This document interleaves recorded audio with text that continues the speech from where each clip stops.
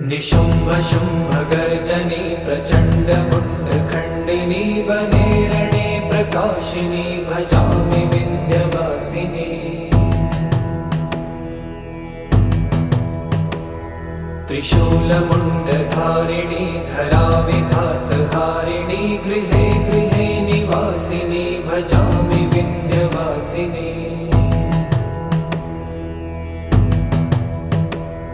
दरिद्र दुःखहारिणी सदा विभूतिकारिणी वियोगशोकहारिणी भजामि विन्ध्यवासिनी।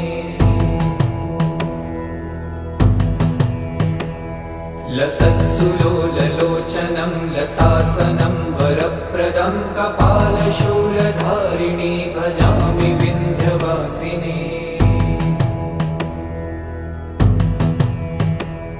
कराब्ज